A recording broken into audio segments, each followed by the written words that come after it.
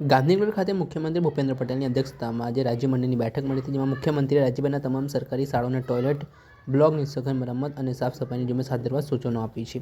સાથે જ ખાસ કરીને ખેડૂતોના મુદ્દે ખાસ ચર્ચા થઈ છે. આજે ખેડૂતોના મુદ્દાના સંદર્ભમાં વાત કરીએ છીએ તો માવઠાના સહાય મુદ્દે 29 લાખ અરજીઓ આવી છે, જેમાં 4.91 લાખ ખેડૂતોને 1100 કરોડ સહાય પેટે ચૂકવવામાં આવ્યા છે. કુંડથલ બ્રિજ તોડવા પર પંચાયતને નોટિસ આપવામાં આવી છે. ખાતરની અછતનો મુદ્દો પણ અમારા ધ્યાને આવ્યું છે. ત્યારે કોંગ્રેસ દ્વારા જે આરોપ કરવામાં આવી રહ્યા છે તે મામલે જીતુ વાઘાણીએ વાત કરતાં કહ્યું કે તેમણે રાહુલ ગાંધીની ટ્વીટ મામલે કહ્યું કે દેશના 21 રાજ્યોમાંથી કોંગ્રેસની સરકાર ગઈ. કોંગ્રેસ મજબૂત ભારતને સહન કરી શકતી નથી. કોંગ્રેસના આરોપો સિવાય બીજું કશું જ આવડતું નથી. બિહારની ચૂંટણીમાં ધોબી પછડાટ મળી તો પણ કોંગ્રેસ કોઈ શીખ લેવા તૈયાર નથી. એટલે મામલે શું કહી રહ્યા છે કૃષિમંત્રી જીતુ વાઘાણી, તેમને સાંભળો. મુખ્યમંત્રી ભૂપેન્દ્રભાઈના અધ્યક્ષ સ્થાને મળેલી મંત્રીમંડળની બેઠકમાં ખાસ મુખ્યમંત્રીશ્રીએ નિર્ણયો કર્યા છે, ચીફ સેક્રેટરીને સૂચનાઓ આપી છે. ખાસ કરીને સરકારી શાળાઓ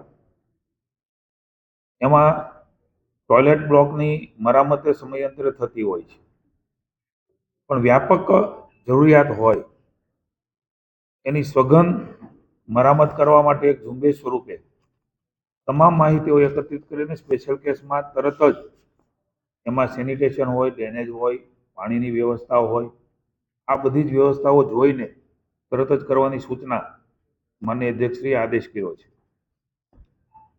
જરૂર પડે ત્યાં રંગરોગાન કરીને પણ એ વ્યવસ્થાઓ કરવી. આપણે સૌ છેલ્લા ઘણી વખતથી જાણીએ છીએ કે નદી નાળામાં સાફ સફાઈ ઉપર વિશેષ ભાર મૂકીને એમાં ગંદકી ભળી જતી હોય છે. તો એમાં ખાસ કરીને મુખ્યમંત્રીએ કહ્યું છે કે કોઈ એમાં કારણ હોય તો શોધીને એનો શું ઉપાય છે એ ઉપાય પણ ઝડપથી કરવામાં આવે અને સઘન ઝુંબેશ તરીકે સમગ્ર રાજ્યમાં નદી નાળામાં જે ગંદકી થાય છે એનો ઝડપથી ઉકેલ કરે, એના માટે પણ દિશા નિર્દેશ કર્યા છે. એ જ રીતે હવા પ્રદૂષણ ઘટાડવા માટે થઈને અત્યારથી જ એલર્ટ થઈને આવનારા સમયની અંદર પરિસ્થિતિઓ નિર્માણ ન થાય એમના માટે એક એક્શન પ્લાન તૈયાર કરવો. રોડ એન્ડ બિલ્ડિંગ વિભાગ હોય, પર્યાવરણ હોય,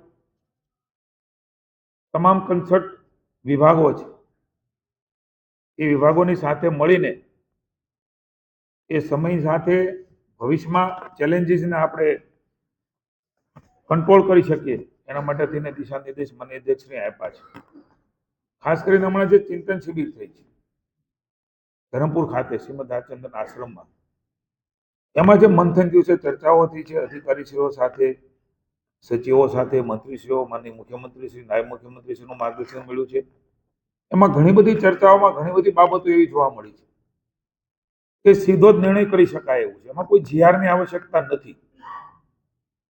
તમામ ડીડીઓ, તમામ કમિશનરશ્રીઓ, તમામ કલેક્ટરશ્રીઓને સીએસને માનનીય મુખ્યમંત્રીશ્રીએ આદેશ કર્યો છે કે તરત જ સૂચના આપીને એ જ્યાં જીઆરની જરૂર નથી એ પ્રકારના જે નિર્ણયો કરવાના અટકતા હતા ચર્ચા દરમિયાન મંથનમાં જે અમને જોવા મળ્યું એ પ્રમાણે તરત જ એ નિર્ણયો કરીને રાજ્યની જનતાના હિતમાં ત્વરિત. આપણે સાંભળ્યા હતા કૃષિમંત્રી જીતુ વાઘાણી. તેમનું સ્ફોટક નિવેદન સામે આવ્યું છે, જેના કારણે જ રાજકારણ ગરમાયું છે.